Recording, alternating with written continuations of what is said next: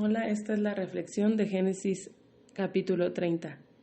Voy a centrarme solamente en algunos versículos porque me parece un capítulo muy extenso en el cual hay demasiado contenido, pero voy a tratar de resumir. Primero vemos que Jacob tenía en casa aquello de lo que venía huyendo, de la riña, la frustración, la insatisfacción, la tristeza, la pelea, la competencia y sobre todo la envidia que tenía de la posición de su hermano. Y es la misma envidia que su esposa tenía de su hermana. Vemos también cómo Jacob no pudo evitar lo mismo que Isaac vivió en ese favoritismo que tenía por su hijo Esaú, y no pudo evitar mostrarlo. Y también vemos que Jacob tiene ese mismo favoritismo por Raquel y no podía evitar mostrar que tenía ese favoritismo y ese amor por Raquel y no por Lea. Esto nos muestra que lo que no se transforma, se transfiere. Y todas aquellas cosas que nosotros no podamos o no lleguemos no lleguemos a transformar, seguramente lo vamos a transferir a nuestras generaciones. Ojo con eso. Después vemos cuánta frustración tenía Raquel para exigirle a su esposo un hijo. Y pues la crueldad de Jacob con su esposa, que es casi la misma respuesta que Elcana le da a Ana al decirle: ¿por qué lloras? ¿Por qué no comes? ¿Por qué está afligido tu corazón? ¿No te soy yo mejor que 10 hijos? Él ya había experimentado el ser padre y no estaba considerando para nada a su esposa, que no había tenido esa dicha. Y vemos cómo Jacob hace exactamente lo mismo al contestarle a Raquel: ¿acaso soy yo Dios que te impidió el fruto de tu vientre?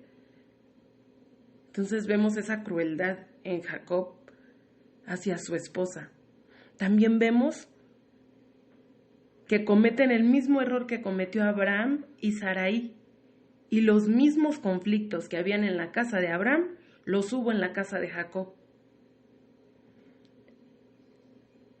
Cuando nosotros no aprendemos del pasado, estamos destinados a cometer los mismos errores.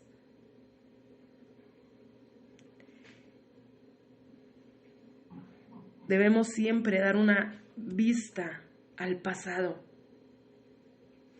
Y reitero, para eso tenemos tantos ejemplos en la palabra de Dios, para nuestra enseñanza, para que nosotros aprendamos del pasado y no cometamos los mismos errores, para que podamos verdaderamente transformar los errores que tal vez cometieron nuestros padres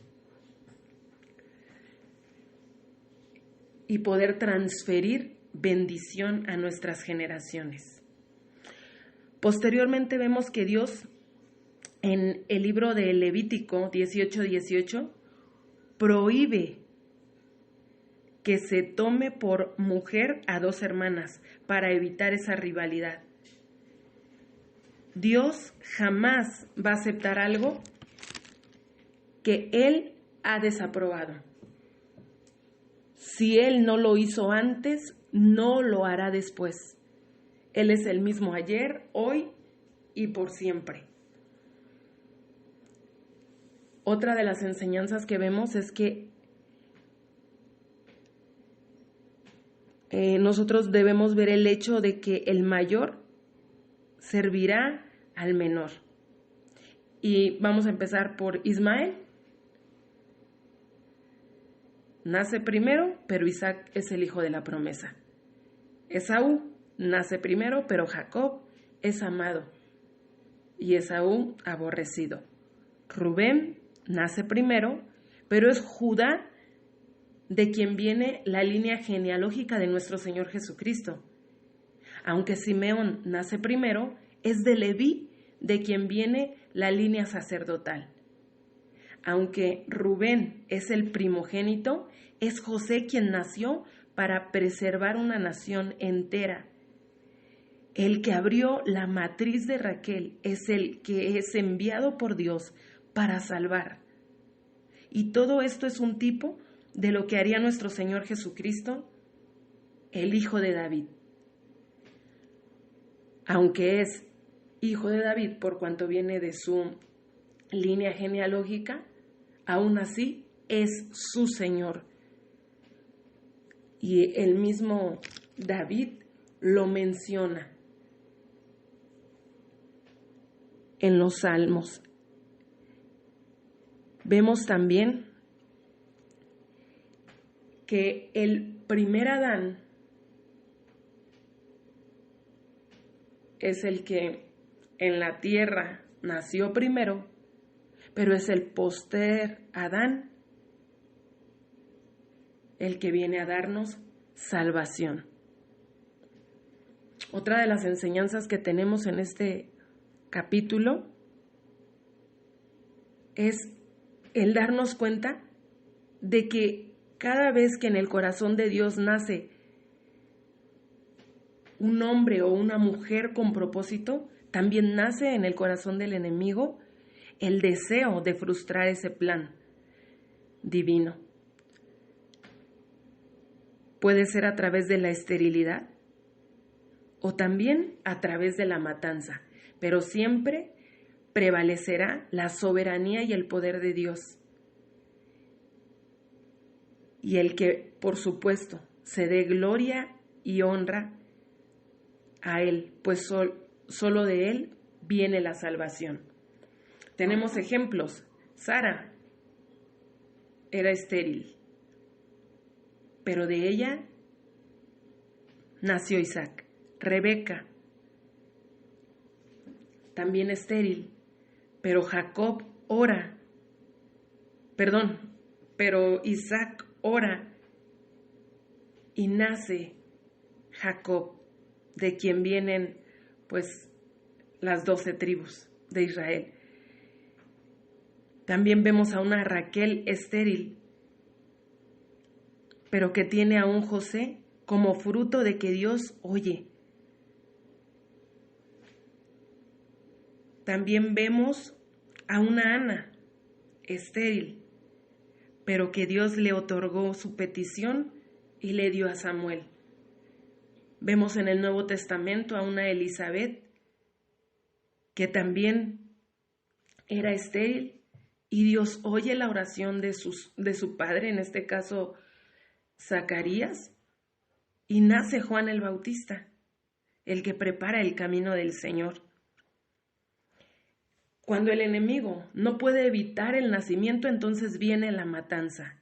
Y vemos a una Jocabet queriendo guardar a su hijo Moisés de la matanza que se levantó para acabar con los judíos, los hebreos. Y se repite la historia en el Nuevo Testamento cuando María, por esa intervención divina, queda embarazada de nuestro Señor Jesucristo y se levanta otra matanza. Pero aún así, ni la esterilidad ni la matanza pueden detener los planes y propósitos de Dios. Estos niños solo pudieron nacer por una intervención divina. Nosotros podemos ver que Moisés libera al pueblo, pero Jesús libera al mundo. Y por último, quiero que hablemos acerca de que cuando nosotros intervenimos, jamás ninguna intervención humana va a poder superar los propósitos divinos. Y lo vamos a ver en el ejemplo de las mandrágoras. Se cree que estas eran para ayudar a aquellas mujeres que eran estériles, para que pudieran ser fértiles. Recordemos que el capítulo pasado termina diciendo que Lea había dejado de procrear. Entonces su hijo le trae estas mandrágoras para ayudarle. Pero es Raquel la que en un arranque, como se me hace hasta un berrinche, de decir, pues te dejo al marido, pero dame las mandrágoras. Y una vez más, la que tiene bebé es Lea, para recordarle a Raquel que solo cuando Dios se acuerda de ella va a poder procrear. Pues ya el efecto de las mandrágoras había pasado.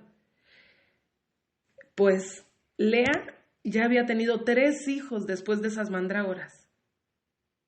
Tuvo 2 hijos y una hija. Mínimo son 2 años y medio, más o menos, de embarazo en embarazo y el tiempo de la cuarentena y todo eso. Y esto nos muestra que el nacimiento de José era producto de la intervención divina y no de la intervención humana. Entonces, siempre debemos recordar que la intervención humana jamás va a superar los propósitos divinos. Espero que esto sea de bendición para tu vida y que alguna de estas enseñanzas pues podamos aplicarlas entendiendo siempre que todo lo que no se transforma se transfiere. Seamos hijos de Dios, que transformemos las debilidades de nuestras generaciones en fortalezas para así transferir bendición a nuestra generación. Medítalo, cuídate mucho y que Dios te bendiga.